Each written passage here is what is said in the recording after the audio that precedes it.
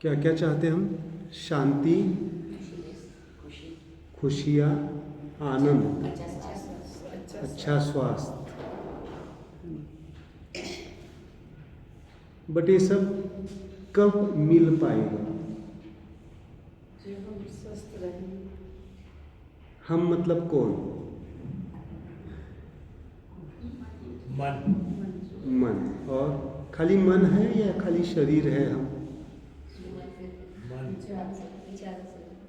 विचार है ना। आप कहीं ना कहीं पे मन और मन की ही बात कर रहे हैं।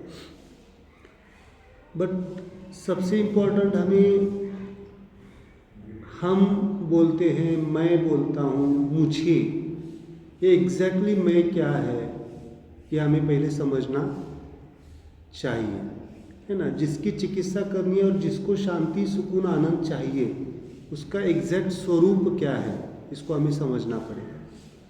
तो ही उसके ऊपर हम काम कर सकते हैं, है ना। कोई भी चीज़ अगर हमें मालूम ही नहीं है तो उसको ठीक कैसे करेंगे? बराबर, थोड़ा सा हम समझेंगे। आज का टॉपिक क्या है, पढ़ा है आपने शॉर्ट में, वहाँ पे बहुत छोटे अक्षरों में लिखा है। कितने लोगों ने पढ़ा है? स्वयं पूर्ण चिकित्सा, स्वयं की रही है। स्वयं पूर्ण चिकित्सा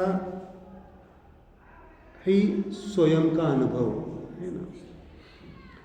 थोड़ा सा चिकित्सा के बारे में बताता हूँ मैं, तो समझेंगे हम। स्वयं के बारे में समझेंगे, बट पहले चिकित्सा क्या होता है। चिकित्सा का मतलब उपचार। और चलो मुझे बताओ, चिकित्सा सक्सेसफुल होना मतलब किसी चीज़ के लिए आप चिकित्सा उपचार कर रहे हैं, जो कुछ भी बोल कर रहे हैं, उसको सक्सेस में लाना मतलब उसका रिजल्ट पाना, वो किसके ऊपर डिपेंड होता है? डायग्नोसिस और ट्रीटमेंट। और खाली डायग्नोस किया, चलो एक कोई बीमारी है, उसका नाम, उसका इलाज कर लिया, चलो एलोपैथी का लिया आपने, आयुर्वेदा का लिया, होम्योपैथी लिया, नेचुरोपैथी लिए, सब लिए, बट क्या होता है? किसके ऊपर? सबसे इंपॉर्टेंट हम चीज भूल रहे हैं, रिस्पॉन्स ऑफ आवर सेल्फ, है ना। इसलिए बहुत बार डॉक्टर सर्जरी भी कर देते हैं और बोल देते हैं, क्या बोलते हैं, हमने हमारा काम कर दिया, प्रॉपर डायग्नोसिस किया है, प्रॉपर सर्जरी भी कर ली है, बट अब इसके आगे का क्या है? रिस्पॉन्स। मैं जो अभी आपको बताने जा रहा हूँ, एक ऐसी चिकित्सा पद्धति जिसमें आपके रिस्पॉन्स के ऊपर ज़्यादा फोकस किया जाता है। नो डाउट डायग्नोसिस भी होता है, उपचार भी है सिंपलेस्ट, और रिस्पॉन्स। क्योंकि अगर आप देखेंगे चिकित्सा का सक्सेस रेट, कोई भी चिकित्सा लागू होना या चिकित्सा के माध्यम से हम ठीक होना, इसका अगर रेशो देखना चाहते हैं, 100% सक्सेस मिलना, इसका रेशो है आपके डायग्नोसिस को मैं देता हूँ 25%, डायग्नोसिस प्रॉपर होना चाहिए, देन आपके उपचारों को 25% और 50% रिस्पॉन्स के ऊपर होता है। आपकी बॉडी, आपका सेल्फ, मैं बॉडी शब्द नहीं यूज़ करूँगा, आपका सेल्फ एग्जिस्टेंस, क्योंकि खाली हम शरीर नहीं है ना। नहीं तो डेड बॉडी और अलाइव बॉडी में कुछ सेमनेस होता है, कुछ ना कुछ तो डिफरेंस है। तो आप क्या रिस्पॉन्स देते हैं, उसके ऊपर 50% चिकित्सा का सक्सेस इम्पॉर्टेंट है। बट बाहर के तो सब चीज़ें हो गई, डायग्नोसिस हो गया, उपचार हो गए, बट रिस्पॉन्स कहाँ से आता है, थोड़ा सा हम समझेंगे। ओके, तो इसलिए चिकित्सा का सबसे इम्पॉर्टेंट है निदान, उपचार और रिस्पॉन्स।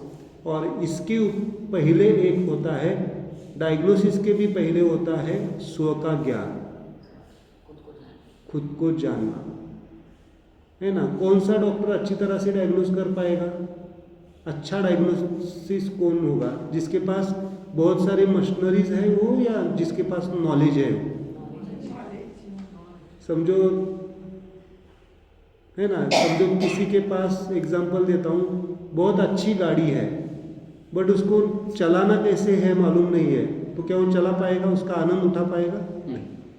मतलब हॉस्पिटल कितना बड़ा है, वहाँ की सुख सुविधाएं कितनी अच्छी है, इससे इम्पोर्टेंट क्या होता है? आपका नॉलेज क्या है, उसका एक्सपीरियंस क्या है, अनुभव क्या है ना। सो ये जो प्लेस है ये बहुत इम्पोर्टेंट प्लेस है, दिस इज स्पिरिटेड प्लेस, है ना। यहाँ पे एक्सपीरियंस है, सालों का एक्सपीरियंस है, तो इट्स वेरी इम्पोर्टेंट कि नॉलेज होना।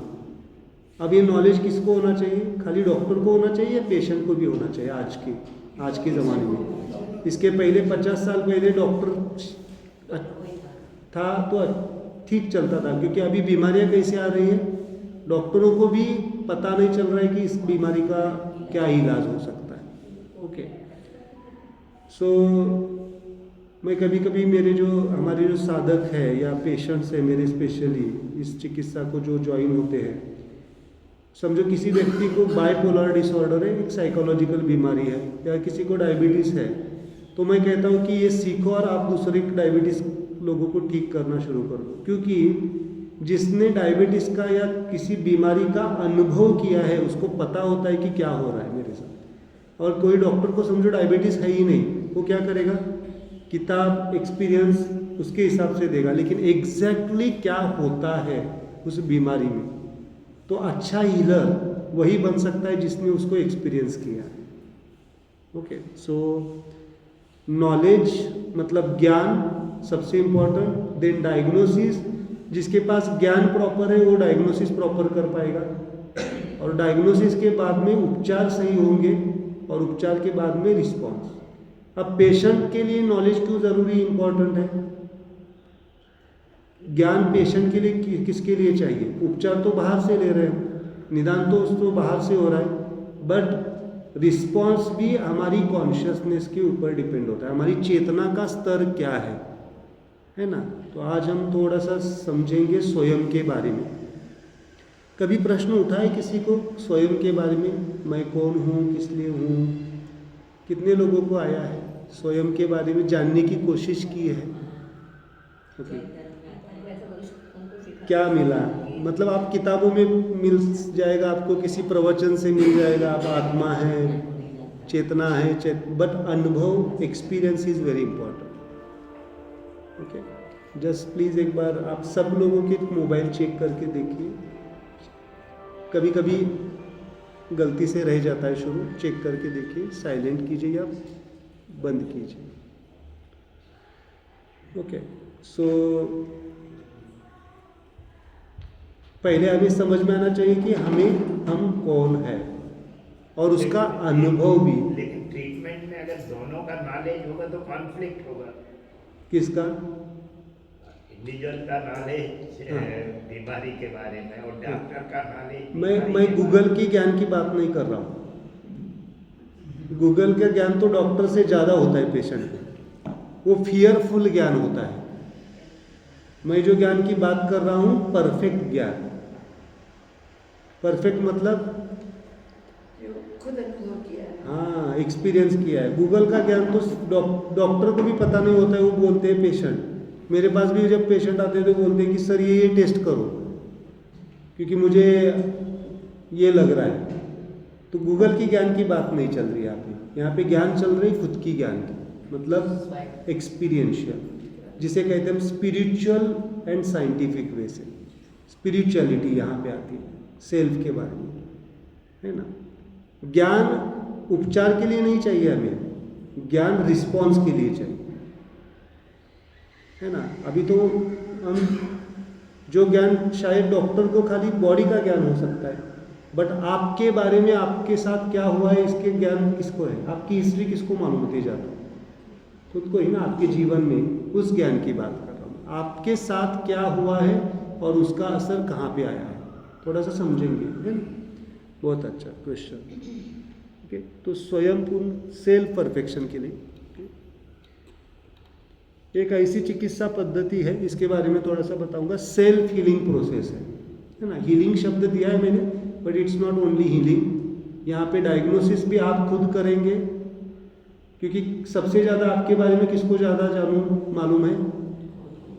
आपके जीवन के बारे में आपको ही मालूम है ना, है ना।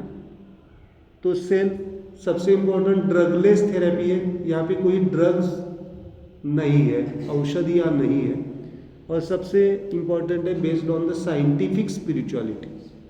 स्पिरिचुअलिटी का यहाँ पे मतलब है स्व का ज्ञान, स्व को समझना। Okay, that is the main. स्वयं पूर्ण चिकित्सा व्याधि मुक्त, औषधि मुक्त, स्वास्थ्यमय और आनंदमय जीवन का शाश्वत मार्ग है। मैं जीवन की बात कर रहा हूँ, मैं शरीर की बात नहीं कर रहा हूँ। होल लाइफ, चाहे आपकी पर्सनल लाइफ हो, फैमिली लाइफ हो, सोशल लाइफ हो, स्पिरिचुअल लाइफ हो, इसके बारे में, जीवन के बारे में।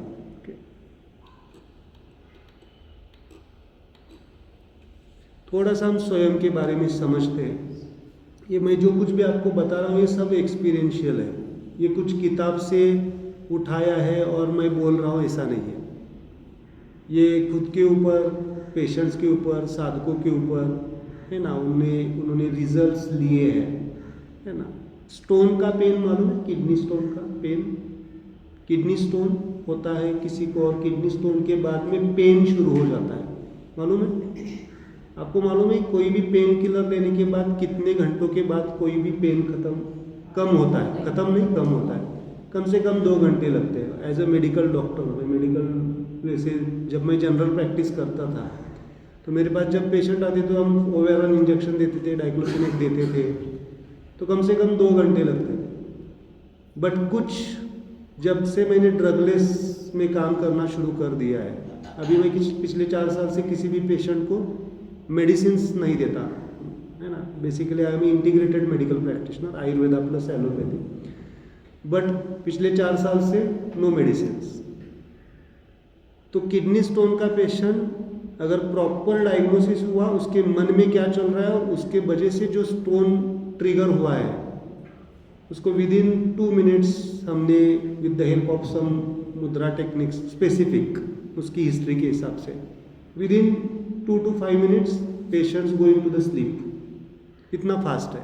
मुझे बहुत सारे लोग बोलते हैं कि सर ये तो फास्ट ज़माने का मामला, इससे क्या होगा, पॉइंट्स टच करने से क्या होगा। बट अगर एग्जैक्ट आपके बारे में आपको मालूम है आपके साथ क्या हो रहा है, सिंपल 2-3 क्वेश्चन पूछता हूँ मैं, अभी आपके मन में क्या चल रहा है? ऐसा कोई स्ट्रेस है? हमें नहीं लगता है कि स्ट्रेस नहीं है, ये तो ज़िंदगी का मामला है, चलता रहेगा। बट वो सीधे सीधे आपके एनर्जी बॉडी, फिजिकल बॉडी के ऊपर असर करता है। कुछ क्वेश्चंस के बाद, पूछने के बाद, ये एक्सपीरियंशियल है बहुत सारे पेशेंट्स का। एक्यूट कंडीशन में भी हम फास्ट रिजल्ट ले सकते हैं, और ये आने वाले काल समय की ज़रूरत है कि खुद का डॉक्टर खुद बनना। बट खुद का डॉक्टर मतलब मेडिसिन का डॉक्टर नहीं कह रहा हूँ मैं, नहीं तो हम खुद के डॉक्टर खुद कैसे बनते हैं? थोड़ा सा माइग्रेन हो गया, चलो जाके आए मेडिकल से पेन किलर लेके आए, इसकी बात नहीं कर रहा हूँ।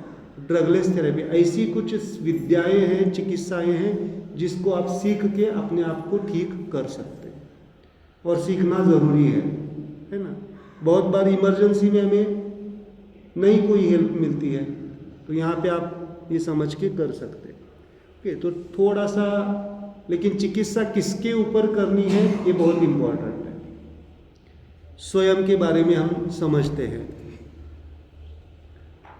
स्वयं अभी मेरे साथ है आप सब लोग, या कहीं पे बाहर घूम रहे हैं? मन आपका मेरे साथ है 100%, या पार्शियल यहाँ पे है, पार्शियल मेरे साथ है? गुड। तो हम समझेंगे कि लेयर्स, हमारे 4 लेयर्स है। कितने लेयर्स हैं? फंडामेंटल 4 डायमेंशंस कह सकते हैं, 4 लेयर्स कह सकते हैं। सबसे दिखने वाला स्थूल, उसे कहते हैं, दिखना मतलब स्थूल, इजीली हम पंच इंद्रियों से समझ पाते हैं, ऐसा कौन सा लेयर है हमारा? शरीर को समझ पाते हैं ना, खुद के या दूसरे के शरीर को हम, बॉडी को, इसकी भी बॉडी है, इसकी भी बॉडी है, हमारी भी बॉडी है, समझ से है, जिसे कहते हैं हम स्थूल शरीर। क्या कहते हैं? जिसको हम फिजिकल बॉडी कहते हैं, है ना। जो कुछ भी अभी चिकित्साएं मौजूद है वो सब किसकी बात करते हैं? ज़्यादातर फिजिकल बॉडी। ओके, इससे भी फिजिकल बॉडी से भी एक सूक्ष्मतम स्तर होता है। सूक्ष्मतम मतलब छोटा होगा या बड़ा होगा? सूक्ष्मतम मतलब छोटा होगा या व्यापक होगा? व्यापक होगा, है ना। हम क्या कहते हैं? सूक्ष्म मतलब छोटा, सूक्ष्म मतलब व्यापक मतलब वो कहीं पे भी जा सकता है। अभी आपका मन आपके घर में जाके आ सकता है, नहीं आ सकता है? मतलब बॉडी के अंदर मन है या मन के अंदर बॉडी है? समझना पड़ेगा, ये बहुत इंपॉर्टेंट है। मन तो बाहर है ना हमारा, जा सकता है, आ सकता है, मतलब सूक्ष्म है। Brain is not the body, brain is not the mind. मन का एक छोटा सा शरीर को ऑपरेट करने वाला हिस्सा मतलब ब्रेन है। That is the reasoning mind कहता हूं मैं उसको। रीजनिंग मतलब जो तर्क लगाता है। अभी मैं जो बता रहा हूं तो तब आपके तर्क चल रहे हैं। और इमोशनल माइंड इज वेयर? आपका heart is your emotional mind. आप बोलते हैं ना, किसी ने आपको समझो सुखदायक घटना दे दी या दुखदायक दे दी, तो आपका हाथ कहाँ पे जाए? हाँ, मुझे सुकून आ गया, मुझे दुख हो गया। और जब आपको कुछ समझ में नहीं आता है तो आपका हाथ कहाँ पे जाता है? ऐसे जाता है या फिर ऐसे बैठते हैं या जो कुछ भी आप, मतलब आप जब सोचते हैं तब कहाँ पे जाता है? Head region. और आप जब इमोशनल हो जाते हैं तो heart. So emotional mind is here. इसलिए ज़्यादा इमोशनल लोगों को हार्ट की बीमारियां जल्दी हो जाती है। जस्ट ऑब्जर्वेशन है। बहुत लोग जो इमोशनल होते हैं कहीं ना कहीं पे उनका ब्लड प्रेशर ऊपर नीचे जल्दी हो जाता है, हार्ट के प्रॉब्लम्स आ जाते हैं। और ज़्यादा सोचते हैं उनको, बहुत सारे लोगों को ओल्ड एज में अल्जाइमर्स है ना। बहुत सारे लोगों को विस्मरण हो रहा है ओल्ड एज में। जो कैलकुलेटेड माइंड वाले होते हैं उनका ब्रेन से रिलेटेड होता है। ओके, सो माइंड और बॉडी के बीच में एक सूक्ष्मतम स्तर होता है जिसे कहते हैं एनर्जी बॉडी। शब्द सुना है आपने? एनर्जीज आप जो बोलते हैं, हीलिंग शब्द यहाँ से आता है। प्राणिक हीलिंग, रेकी हीलिंग, ये सब एनर्जी का मामला है। ओके, आपको जो एक्यूपंक्चर चल रहा है, कितने लोगों को चल रहा है एक्यूपंक्चर अभी? ये सब एक्यूपंक्चर आपके फिजिकल बॉडी को नहीं है, आपके एनर्जी बॉडी की चिकित्सा है। हमारा हो गया। हाँ, एनर्जी बॉडी की चिकित्सा से। बट कहाँ से जा रहे हैं हम? फिजिकल बॉडी से ही एनर्जी बॉडी को ट्रिगर कर रहे हैं। उसको कहते हैं मेरिडियन चिकित्सा। आपने सुना होगा, चक्रास होते हैं, 7 चक्र होते हैं, है ना। तो ये चक्रास, मेरिडियंस, ये सब क्या है? एनर्जी बॉडी है। बट व्यापक है, सूक्ष्म है।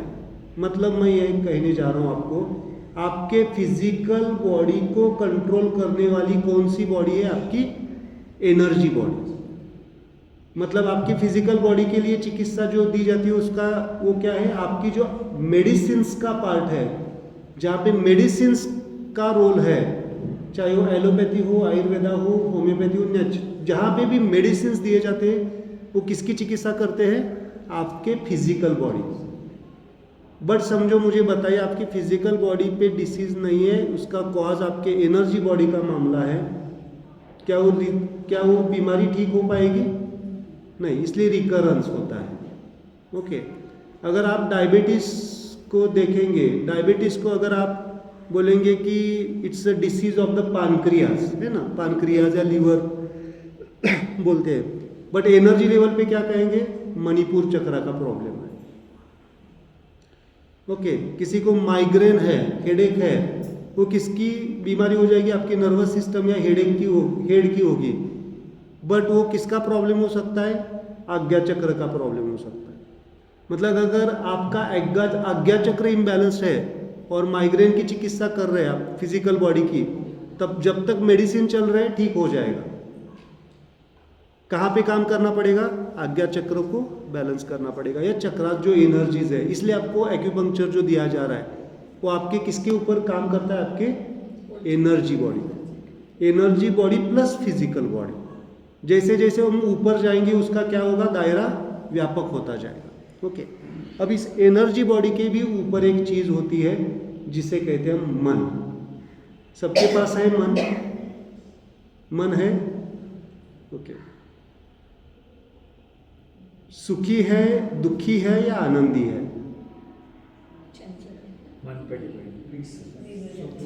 मन भटकता है इधर का इधर। हाँ, चंचल है, भटक, बट सुखी है, दुखी है, आनंदी ये है। हम अपने मन के ऊपर सुख और दुख मतलब मन से दुखी होना, मन से ही सुखी। तीनों अवस्था में वो चलता है।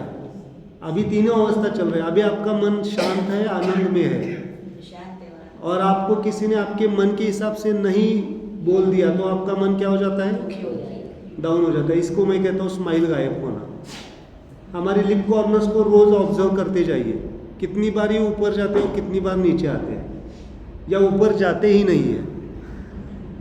बहुत सारे लोगों को ऊपर, जैसे जैसे हम, मालूम है आपको, एक छोटा सा बच्चा, न्यूली बॉर्न बेबी, कितनी बार ये लिप कॉर्नर्स ऊपर करता है? Anyone idea? आप सब लोगों ने मदरहुड फादरहुड एंजॉय किया है, एंजॉय किया है ना? या जिम्मेदारी भी लग गई आपको बच्चा होने के बाद? एंजॉय किया। कितनी बार करता है मालूम है? 450 टाइम्स इन 24 आवर्स। 450 बार उसकी स्माइल एक्टिवेट होती है। और हमारी दिन में एक बार भी होगी, वो भी डिपेंड होगी दूसरों के ऊपर। अगर उसने मुझे अच्छा, बॉस हो, घर वाले हो, क्या कर दिया, उसने अप्रिशिएशन किया तो ऊपर, और नहीं तो डाउन। तो आज से थोड़ा सा स्माइल करते जाइए, प्रैक्टिस करते जाइए। Smile is the medicine. मैं आपको फिजिकल स्माइल की बात कर रहा हूँ, ये फिजिकल स्माइल की बात है, बट ये फिजिकल स्माइल जैसे जैसे एक्टिवेट हो जाएगी, आपकी सोल स्माइल एक्टिवेट हो जाएगी। Because our soul is always in the सच्चिदानंद अवस्था। आप बोलते हैं ना, ऑलवेज ब्लिसफुल, ऑलवेज स्माइलिंग, आनंद अवस्था में है। ओके, जाएंगे उसकी तरफ। और मन का काम क्या है फिर? मन का काम क्या है, कोई बता सकता है? मन क्यों मिला है हमें? इस पृथ्वी पे किसका माइंड ज़्यादा डेवलप है? प्राणियों का, पंछियों का, मनुष्य का, वनस्पतियों का, या सूक्ष्म जीवों का? मनुष्य का। मनुष्य का। क्यों मिला है? सोच विचार। क्यों वही सोच विचार, क्यों मिला है? मनुष्य जन्म ही क्यों मिला है? चलो ये अध्यात्म का प्रश्न है, मैं उसमें नहीं जाऊंगा। अच्छे कर्म किए होंगे। आनंद की। चलो एक सेंटेंस याद, एक सेंटेंस याद रखो हमेशा के लिए। शायद आपको, इस दुनिया में ना अच्छा है ना बुरा है। हमारी नज़र से जो अच्छा होता है वो दूसरों की नज़र से बुरा होता है, और हमारी नज़र से जो बुरा होता है वो दूसरों की नज़र से अच्छा होता है। जो है वो है, एग्जिस्टेड है, जस्ट हैपनिंग है। तो इसमें नहीं जाऊंगा। मन के 4 फंक्शंस हैं, आपको मालूम होने चाहिए। एक है आपकी वृत्ति, सुना आपने? इंस्टिंक्ट आता है आपको, है ना? वृत्ति मतलब बहुत सारे लोगों को मालूम होता है कि गुस्सा रोकना है मुझे, बट वो रोक नहीं पाते हैं। संस्कार बोल सकते हैं, स्वभाव बोल सकते हैं, वृत्ति कहते हैं उसको। ओके, मतलब कैरी फॉरवर्ड होता है आपका, है ना? Carry forward. उसके बाद में होते हैं विचार। पहला क्या है? वृत्ति। दूसरा क्या है? विचार। तीसरा है आपका इंटेंशन, आपके संकल्प। कुछ ना कुछ तो संकल्प लेके आए ना आप यहाँ पे। क्या क्या है यहाँ पे आश्रम में? ठीक है। कुछ ना कुछ तो लेके आएंगे होंगे। प्रिवेंशन के लिए तो आएंगे होंगे, कुछ बीमारी हो ही ना जाए इसके लिए भी आ सकते हैं, है ना? तो संकल्प, और संकल्प के बाद आते हैं आपकी इमोशंस। एक सेंटेंस याद रखिए, जैसी हमारी वृत्ति वैसे हमारी विचार। बहुत इंपॉर्टेंट है। जैसी हमारी वृत्ति वैसे हमारी विचार, जैसे हमारी विचार वैसे हमारे संकल्प, और जैसे हमारे संकल्प वैसे हमारी इमोशंस। और आपको पता है, आप, हमारा माइंड, ह्यूमन माइंड एक्सप्रेस करता है 22 इमोशंस। 22 प्रकार के इमोशंस से आप गुजरते हैं। एट अ टाइम आपके मन में चलता होता है, सैडनेस होता है, कभी एंग्जाइटी होती है, और उसको ही आप जब एक्सट्रीम जाता है तो हम उसको बोलते हैं कि डिसीजेस, साइकोलॉजिकल डिसीजेस। किसी को एंग्जाइटी बोल देते हैं, किसी को डिप्रेशन बोल देते हैं, सब में है, सब में एंग्शियसनेस है। और होना चाहिए नहीं होना चाहिए एंग्जाइटी, बेसिक एंग्शियसनेस होना चाहिए नहीं होना चाहिए, काम परफेक्ट करने के लिए एंग्शियसनेस होना चाहिए, बेसिक।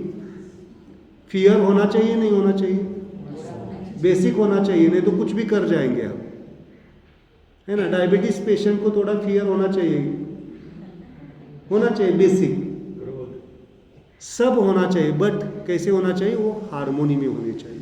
ओके, सो 22 प्रकार के इमोशंस, और आप अगर देखते हैं तो आपके शरीर में 22 प्रकार के ऑर्गन्स हैं, इंपॉर्टेंट ऑर्गन्स, जिसके बिना हम जी नहीं सकते। इंपॉर्टेंट ऑर्गन्स की बात कर रहा हूँ। हार्ट का इमोशन है एंग्जाइटी, लीवर का इमोशन है सैडनेस, लंग का इमोशन है जेलसी।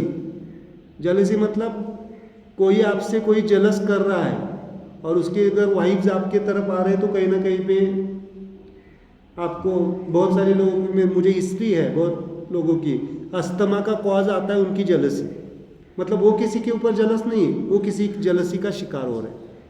होता है, दोनों तरफ से होता है। अगर हम भी कहीं पे किसी से जेलस है या दूसरा हमसे जेलस है, होता है। अभी हम मल्टीनेशनल कंपनीज में काम करते हैं, कलीग्स होते हैं, बॉस होता है, इनसिक्योरिटी तो सबको है, इम्पैक्ट करता है। मन, क्योंकि सिंपल है, उसके पीछे कोई ये अलग सी बात नहीं है। एनर्जी बॉडी कहाँ पे है, फिजिकल बॉडी और माइंड के बीच में। अगर आपका मन ज़्यादा एनर्जी खींचने लगा तो आपके फिजिकल बॉडी को क्या मिलेगी, एनर्जी मिलेगी क्या, नहीं मिलेगी। तो बॉडी क्या करेगी, कंप्लेंट्स। उसी को हम डिसीज कहते हैं। क्या कहते हैं, डिसीज। ओके, मन। और ये मन के भी ऊपर एक चीज होती है जिसे कहते हैं हम सोल एंटिटी, जिसे कहते हैं हम जीवात्मा। अभी आपकी सांसें चल रही है क्या, देखो चल रही है, देखो देखो एक बार चेक करके देखो, चल रही है। कौन चला रहा है आपकी सांसें, मन चला रहा है। मन के हाथ में होता तो, सांसों को चलाना मन के हाथ में होता तो क्या होता। आपका अगर मूड नहीं होता मन का तो क्या कर देते हम, चलता। सिस्टम को चिंता है, आपको जीवन चलाना है, आपकी लाइफ को चलाना है, तो उसने ऐसी एक एंटिटी बना दी जो मन के भी ऊपर है, सूक्ष्म है, व्यापक है, जिसे कहते हैं हम जीव तत्व, जिसे आप जीव कहते हैं, जीवात्मा, है ना। ये चार क्या है, हमारे डायमेंशंस है। शरीर, बोलो मेरे साथ, शरीर, ऊर्जामय शरीर, मन और सोल। अभी आपको ये पता होना चाहिए कि जो कुछ भी बीमारी होती है, चाहे आपका वेट गेन होना, वेट लॉस होना, simple dryness of the skin या हेयर का फॉल होना, या डायबिटीज होना, या कैंसर होना, ये सब स्टार्ट होता है आपके जीव दशा से। मतलब आपको चिकित्सा कहाँ से करनी पड़ेगी, शरीर पे या जीव दशा से। अभी जो मैं कुछ भी बोल रहा हूँ, आपको समझो आप 50% सुन पा रहे हैं, 50% आप परसीव कर रहे हैं, ले रहे हैं, और जो 50% रह रहा है वो आपके सोल के ऊपर है। मन, अगर मन की कैपेसिटी जितनी है उतना आप सुन पाएंगे, समझ पाएंगे, और जैसे जैसे ये मन के कैपेसिटी के बाहर जाने लगा तो अपने आप को ऐसे हो जाएगा, नींद आने लगेगी। क्यों आएगी, it's not bad, it's opening of your soul channel. जो चीज़ें इस ब्रह्मांड में जो कुछ भी घटता है उसका साक्षी कौन होता है, आपका सोल होता है। इट्स अ ब्रॉड स्पेक्ट्रम, है ना। मतलब कोई भी घटना आपके सोल के लेवल पे इम्प्रिंट होती है, उसको आप कहते हैं संस्कार। क्या कहते हैं, संस्कार। मन के लेवल पे जो इम्प्रिंट्स होते हैं उसको कहते हैं वृत्ति, स्वभाव कहते हैं। संस्कार is the carry forward from the, मतलब आज मेडिकल साइंस के पास भी बहुत सारी बीमारियों का कॉज मालूम नहीं है। ये कॉज आता है सोल से। कैंसर मालूम है आपको, कैंसर रिकरेंट हो रहा है, डॉक्टर तो कहते हैं हमने सब बॉडी से निकाल दिया था, केमो लिया, रेडिएशन लिया, ऑपरेट किया, सब निकाल दिया, वापस 3 महीने के बाद क्यों आ रहा है, 6 महीने के बाद क्यों आ रहा है, 2 साल के बाद क्यों आ रहा है, बिकॉज वो सोल लेवल का संस्कार मिटा नहीं है। समझ में आ रहा है? मतलब चिकित्सा कहाँ की करनी पड़ेगी हमें? सोल। और मैं जो स्वयं पूर्ण चिकित्सा की बात करता हूँ सीधे सीधे कहाँ से काम करती है? सोल डायमेंशन से। Soul dimension, not the mind dimension, soul dimension. Soul से फिर कहाँ पे आता है? मन के लेवल पे। मन से फिर एक बार सोल के इम्प्रिंट्स चले गए, अपने आप मन का स्वभाव, क्या स्वभाव बदला जा सकता है या नहीं बदला जा सकता है? 101% बदला जा सकता है, बस दूसरों का नहीं, खुद का। हम चाहते हैं दूसरों का बदल जाए, यह हमारा प्रॉब्लम है। किसका बदलना चाहिए? अपना खुद का। क्योंकि बदलाव किस में ला सकते हैं? खुद में ही। यस। आपने एक एग्जांपल दिया था कि अस्थमा और जेलेसी का फैक्टर है, तो अगर कोई और भी जेलेसी फील करते हैं आपके सोर्स, तो आपको नहीं होता है, तो फिर वो स्वभाव का भी तो हो सकता है। हो सकता है। तो फिर हम दूसरों का स्वभाव भी कैसे बदल सकते हैं? नहीं, हम प्रोटेक्ट कर सकते हैं अपने आप को। We can protect our self. दूसरों को बदल नहीं सकते। अगर मेरी जेलेसी करने से आपके अगेंस्ट आपको अगर इस टाइप के सिम्टम्स आ सकते हैं, तो अगर मैं आपके लिए अच्छा सोचूंगी तो आपके अंदर इम्प्रूवमेंट भी तो आनी चाहिए। हाँ, नहीं, आप कह रहे हो बराबर है, बट मैं इस लेक्चर में दूसरों की बात नहीं करता हूँ, क्योंकि 90% लोगों को लगता है चलो दूसरों के लिए ये काम करें। तो होता है दूसरों को भी बदल सकते हैं, बट वो बदलाव तभी आएगा जब आपका स्वयं परिपूर्ण हो जाएगा। इसीलिए तो संतों के साथ बैठने से ही सब चीज़ें निकल जाती है ना। संतों को महात्मा क्यों दिया है? संत मतलब सेंट, जो आप एनलाइटेंड बोलते हैं। एनलाइटेंड मतलब कोई बड़ी बात नहीं होती है, हम भी एनलाइटेंड है, बट कुछ ना कुछ तो रह गया है ना हमारे अंदर। जब समझो एग्जाम्पल लेते हैं हम, 99% दूसरे गलत है और 1% हमारी गलती है। दूसरों में बदलाव तभी आ सकता है जब हमारा 1% भी बदल जाता है, 1% भी स्माइलिंग हो जाता है, मतलब रिलीज्ड हो जाता है, रियलाइज्ड हो जाता है। So maybe if I put what you are saying in one sentence, कि अगर जो बदलाव आप दूसरे में चाहते हैं वो पहले आपको अपने अंदर लाना पड़ेगा, so that you create that. Yes yes, वो लाना ही पड़ेगा। वो लाएंगे तो ही बदलाव आ सकता है। इसलिए बच्चों को ज्ञान देने से पहले हमारे अंदर जो बैठा है उसको पहले क्या करो।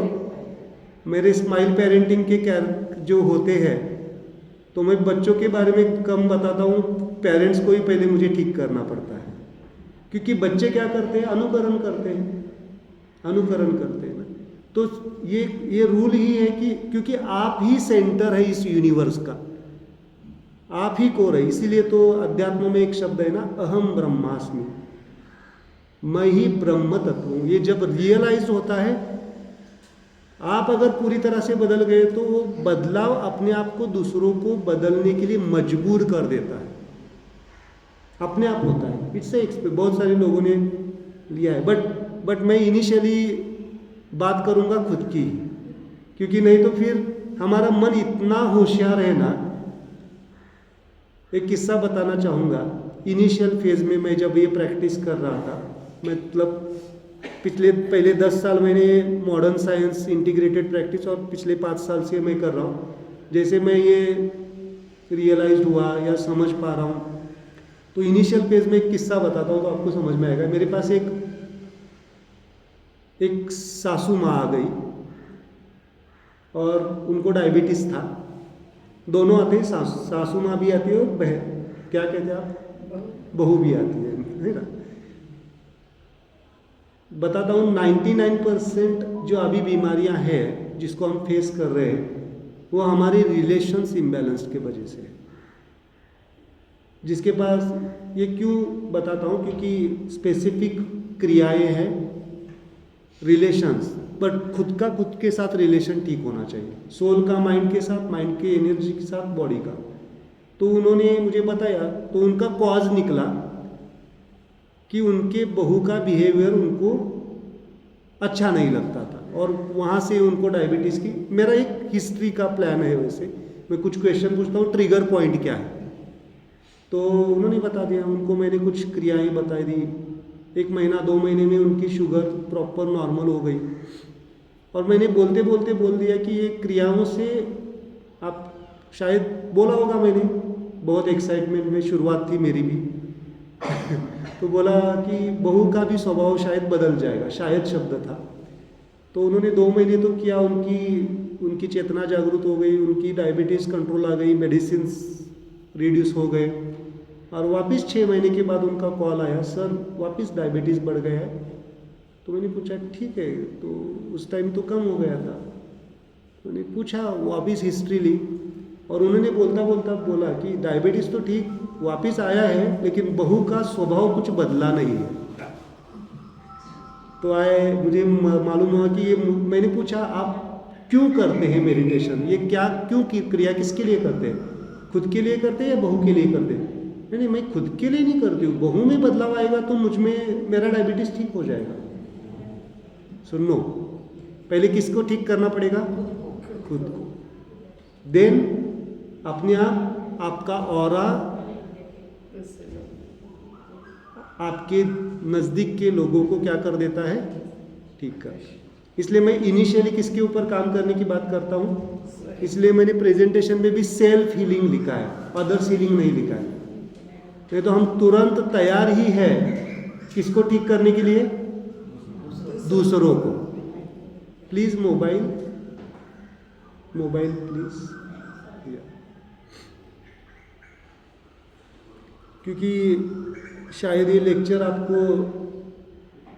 कहीं मिलेगा नहीं। ओके, ये पूरा अध्यात्म का और साइंटिफिक का सार है, एक यूनिफिकेशन है ना।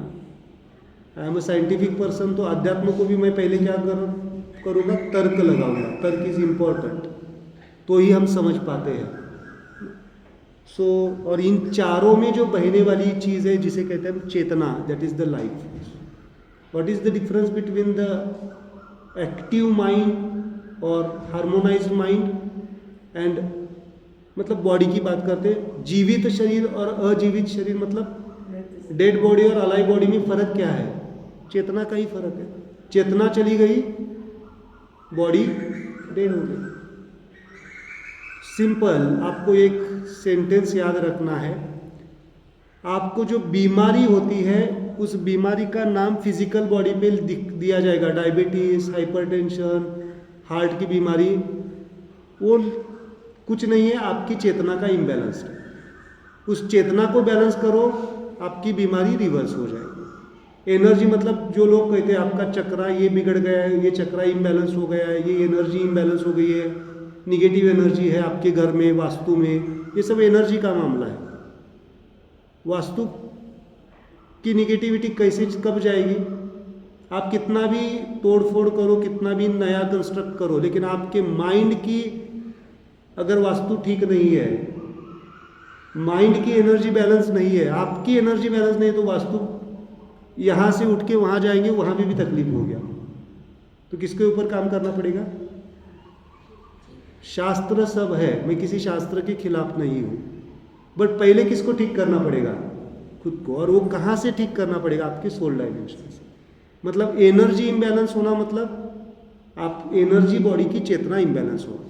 मन के इमोशंस इम्बैलेंस होना, मतलब मन की चेतना इम्बैलेंस होना। और सोल लेवल पे इम्बैलेंस होना, मतलब सोल की चेतना इम्बैलेंस होना। तो आज थोड़ा सा हम समझते कि चेतना को कैसे बैलेंस करना है। सिंपल कुछ मुद्रास है, पॉइंट्स है।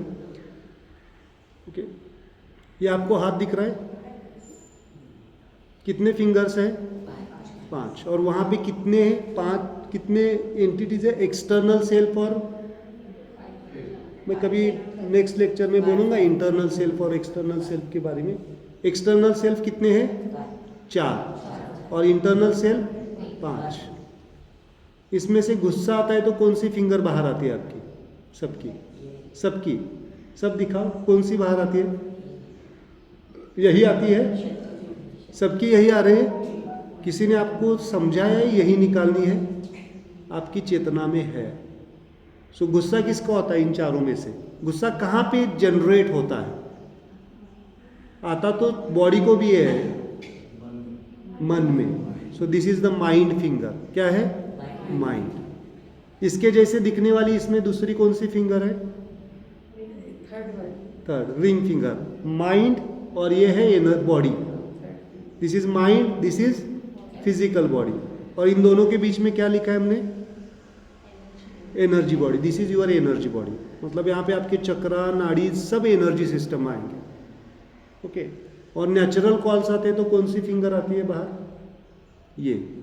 और natural calls are control by our soul channel. मन से कंट्रोल कर सकते हैं क्या नेचुरल कॉल्स? समझो अभी किसी को बहुत नींद आ रही है तो आप कंट्रोल कर सकते हैं नींद को, मन से कंट्रोल कर सकते हैं, बट मन के ऊपर की बात आ जाएगी तो सो जाएंगे यहाँ पे भी। तो soul, urine control, stool control, आपके bowel movements, every involuntary activity is controlled by our soul channel. So this is soul, this is mind, this is energy body and this is physical body. ये आपके चार क्या है? Instruments है, और इनमें बहने वाली क्या है? चेतना। तो अगर मुझे मन को ठीक करना है तो उसको क्या करना पड़ेगा? मन को किससे जोड़ना पड़ेगा? चेतना को। This is the meaning of mudras. आप मुद्रास मेडिटेशंस करते होंगे, बट आज एक अलग सा डायमेंशन, आपको डीप डायमेंशन समझ में आएगा। अगर मुझे बॉडी को ठीक करना है तो क्या करना पड़ेगा? बॉडी को किससे कनेक्ट करना पड़ेगा? चेतना से। मुझे सोल को ठीक करना है तो किसको ठीक करना पड़ेगा? कहाँ, किसको कनेक्ट करना पड़ेगा? This is the connectivity. यानी एनर्जी बॉडी को। अब हम एक शॉर्ट में 5 मिनट का एक बेसिक मेडिटेशन लेते हैं, है ना। किसको बैलेंस करना चाहते हैं? मन को और सोल को करेंगे आप। माइंड एंड सोल मेडिटेशन कहते हैं इसको, कहते हैं soul smile meditation and mind smile meditation. Okay, तो एक हाथ में आपको क्या करना है? मन को पकड़ना है, और दूसरे हाथ में क्या पकड़ना है? सोल को। ओके, इसको दोनों हाथों को ऐसे पकड़ो और आपके थाइस के ऊपर रखो, and just close your eyes. आंखें बंद कीजिए, आंखें पूरी तरह से बंद। जैसे हम आंखें बंद करेंगे वैसे बिल्कुल अपने आप एक हल्का सा सुकून, एक हल्की सी शांति। ध्यान रखिए, हमारा मन कभी शांत नहीं हो सकता है। मन का स्वभाव है चंचलता, बट जब हमारा सोल ओपन हो जाता है, हमारा शांति का दायरा बढ़ने लगता है। जब हमारी सोल ओपन हो जाती है तो अपने आप मन शांत लगने लगता है। So we are activating the soul channel. अपने लिप के कॉर्नर्स को थोड़ा सा ऊपर लेके जाइए, जस्ट अ स्माइल, एक smile. Smile is important in our life. Just observe your breath with the smile. Just observe your breath with the smile. Just observe. और कोई भी थॉट आ रहा है मन के ऊपर, जस्ट एक स्माइल करके पास कर दो उसको। वो थॉट आपके लिए अगर ज़रूरी नहीं होगा तो चला जाएगा, अगर कुछ ज़रूरी होगा तो रहेगा, लेकिन डिस्टर्ब नहीं करेगा, प्रोडक्टिविटी की तरफ लेके जाएगा। Just smile. अगले 5 मिनट आती जाती सांसों को ऑब्जर्व करना है, स्माइल को ऑब्जर्व करना है। Just observe, just observe. Smile is the most important of our life. Just